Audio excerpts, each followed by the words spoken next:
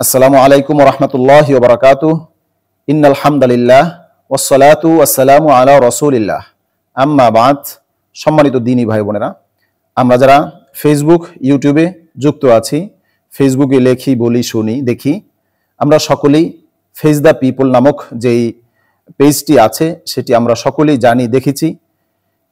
Face the পিপলে গতকাল বাংলাদেশের উল্লেখযোগ্য একজন ব্যক্তিত্ব শায়েখে চরমনাই, ওনার একটি সাক্ষাৎকার গ্রহণ করা হয়েছে।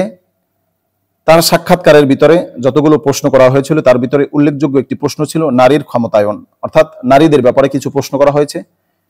তাদের যে দল আছে, অর্থাৎ পীর সাহেব চরমনাইয়ের যে রাজনৈতিক দলটি আছে ইসলামী আন্দোলন বাংলাদেশ, সেই ইসলামী আন্দোলন বাংলাদেশ নারীদেরকে আসলে কিভাবে দেখে এ সম্পর্কে প্রশ্ন করা হয়েছিল। শায়েখে চরমনাই সংক্ষিপ্ত একটা উত্তর দিয়েছেন যে এ সম্পর্কে বিস্তারিত আলোচনা হওয়া দরকার, সংক্ষেপে এর আলোচনা হওয়া কোনোভাবেই সম্ভব না। আমরা এই নারীর ক্ষমতায়ন এবং এই নারীদের বিষয় আজকে আমরা শায়েখে চরমনাইয়ের যে অসমাপ্ত বক্তব্য ছিল সেখান থেকে আমরা স্বল্প পরিসরে হলেও সামান্য কিছু আলোচনা করার চেষ্টা করব। আশা করি সকলেই আমার সাথে ভিডিওটির শেষ পর্যন্ত থাকবেন। 10 জন সদস্য নিয়ে 2024 সালের নভেম্বর মাসে নারী বিষয়ক সংস্কার কমিশন নামে একটি কমিশন গঠিত হয়েছে, যাদের কাজ হচ্ছে নারীদেরকে নিয়ে কিছু উদ্ভট, আমার ভাষায় এটা আমি বলতেছি, উদ্ভট কিছু প্রশ্ন তোলা এবং নারীদেরকে রাস্তায় টেনে আনার যতগুলো মাধ্যম আছে সেগুলো তারা উপায় বের করবে এবং এই নারীদেরকে বাজারে সস্তা মূল্যে বিক্রি করার জন্য যত মাধ্যম আছে সেইগুলো তারা গ্রহণ করবে। এটা হচ্ছে আমার মতে আমি বললাম। এই হচ্ছে নারী বিষয়ক সংস্কার কমিশনের কাজ। এই কমিশন মোট 15টি খাতে 433টি সুপারিশ করেছে। 15টি খাতে 433টি সুপারিশ তারা করেছে। সেগুলোর ভিতর থেকে আমি উল্লেখযোগ্য 3টি বিষয় নিয়ে আলোচনা করব। 1 নম্বর হচ্ছে, সেখানে একটি বিষয় আনা হয়েছে সব ধর্মের নারীদের অভিন্ন পারিবারিক আইন। আমি আবারও বলছি, সব ধর্মের নারীদের জন্য অভিন্ন পারিবারিক আইন, অর্থাৎ মুসলিম ধর্মের যেই মা বোন থাকবে তার জন্য তো ইসলামী শাসন ব্যবস্থা থাকবে, অর্থাৎ ইসলাম যে আইন তার জন্য দিয়েছে সেটা। হিন্দুদের জন্য হিন্দু পারিবারিক আইন আছে, খ্রিস্টানদের জন্য খ্রিস্টান পারিবারিক আইন আছে। এই কমিশন আমাদেরকে বলছে যে সব ধর্মের নারী, তাদের চিন্তা চেতনা হচ্ছে নারী নিয়ে, পুরুষের কোনো চিন্তা তাদের নাই, যেহেতু কমিশনটাই নারী কমিশন। তারা বলতে চাচ্ছে যে ইসলাম ধর্মে যেটা আছে সেটাও থাকবে না, হিন্দু ধর্মে যেটা আছে সেটাও থাকবে না, খ্রিস্টান ধর্মে যেটা আছে সেটাও থাকবে না, থাকবে শুধু তাদের কমিশন যেভাবে বলে দিয়েছে সেইভাবে একটা নতুন নীতিমালা তৈরি হবে, যে নীতিমালার আলোকে নারীদেরকে পরিচালিত করা হবে। এটাকেই তারা আমাদেরকে বুঝিয়েছেন সব ধর্মের নারীদের জন্য অভিন্ন পারিবারিক আইন। পারিবারিক আইন আমাদের মুসলিমদের কি হবে না হবে সেটা তো পবিত্র কোরআনে আছে, হাদিস শরীফের ভিতরে আছে, আমাদের ফিকহি যে কিতাবগুলো আছে সেখানে বিস্তারিত আমাদের বর্ণনা হয়ে গেছে। আমাদের ইসলাম পরিপূর্ণ, আমাদের জীবন ব্যবস্থা পরিপূর্ণ, আমাদের মা বোনদেরকে কিভাবে কোথায় কিভাবে করতে হবে, কি করবে কি করবে না, আমরা কি করব করব না, সেটা তো পরিপূর্ণ আমাদের জীবন ব্যবস্থায় দেওয়া হয়ে গেছে। নতুন করে সব ধর্মের নারীদেরকে অভিন্ন পারিবারিক আইনের আওতায় আনার কি দরকার? এটার পিছনে অবশ্যই কোনো কালো এবং হলুদ উদ্দেশ্য আছে। 2 নম্বর কথা, নারীদের উত্তরাধিকার সম্পত্তিতে সমান অধিকার, অর্থাৎ ইসলামী শরিয়ায় তো আছে যে ছেলে 2 ভাগ পায়, মেয়ে 1 ভাগ পায়। ইউসিকুমুল্লাহু ফি আওলাদিকুম লিযাকারি মিসলু হাজ্জিল উনসায়াইন। এইখানে আল্লাহ পাক রব্বুল আলামিন মিরাজকে বন্টন করে দিয়েছেন, অর্থাৎ আমাদের সম্পদ কিভাবে বন্টন হবে, আমি বাবা মারা গেলে সম্পদগুলো কিভাবে বন্টন হবে, ছেলে মারা গেলে সম্পদ কিভাবে বন্টন হবে, এরপরে স্ত্রী মারা গেলে সম্পদ কিভাবে বন্টন হবে, মা মারা গেলে সম্পদ কিভাবে বন্টন হবে, স্বামী মারা গেলে সম্পদ কিভাবে বন্টন হবে, সব বিস্তারিত আল্লাহ তাআলা তো কোরআনে আমাদেরকে দিয়েছেন। সুতরাং নতুন করে আপনারা সমান যে বলছেন, এই যে নারীবাদী নারী সংস্কার কমিশন, আপনাদের উদ্দেশ্য কি? আপনাদের উদ্দেশ্য নারীদেরকে সমান অধিকার দেওয়া এটা না, নারীদেরকে ঠকানো উদ্দেশ্য এবং নারীদেরকে সেই তসলিমা নাসরিনের রেখে যাওয়া যে ডিমগুলো আছে সেই ডিমগুলোর সাথে নারীদেরকে গুলিয়ে ফেলার একটা ষড়যন্ত্র এই নারীবাদীরা করছে।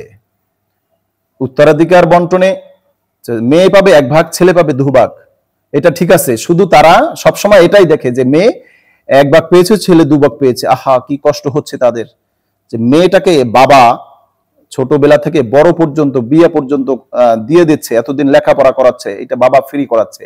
বাবা যখন মারা যায় তখন বোনদেরকে এই ছেলেরা দেখাশোনা করতেছে। ছেলেদের দায়িত্বটা বোনদের থেকে অনেক বেশি হয়ে থাকে। ছেলে যেটা পারে, ভাই যেটা পারে, বোন সেটা পারে না। বোনের সেই সক্ষমতাও আল্লাহ তাআলা দেন নাই। বোনদেরকে যদি আল্লাহ তাআলা 5 কেজি নেওয়ার শক্তি দেন মাথায়, ভাইদেরকে দিয়েছেন 25 কেজি মাথায় নেওয়ার শক্তি।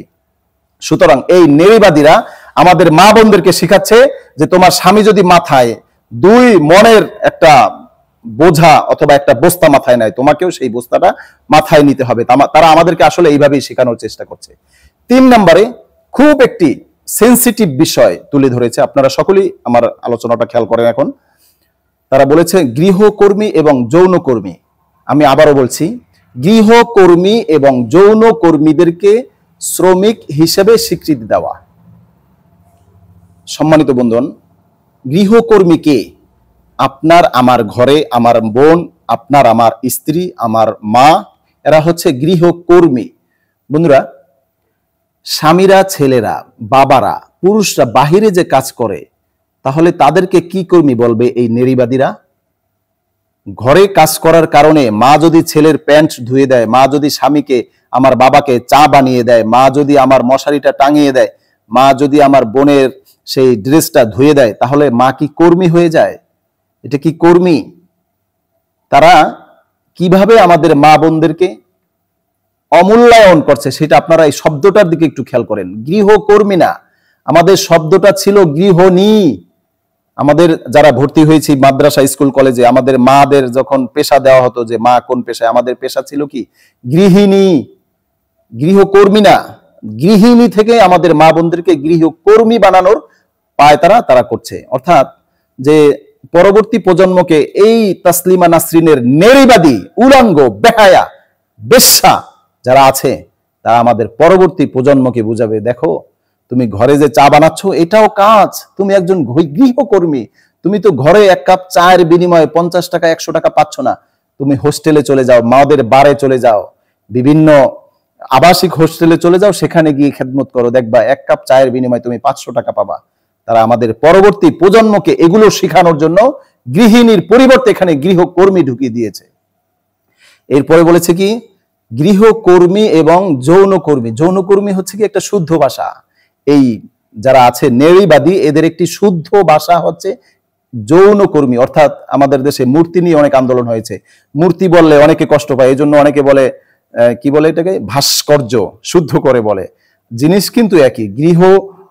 যৌনকর্মী যেটা, পতিতাও সেটা, বেশ্যাও সেটা।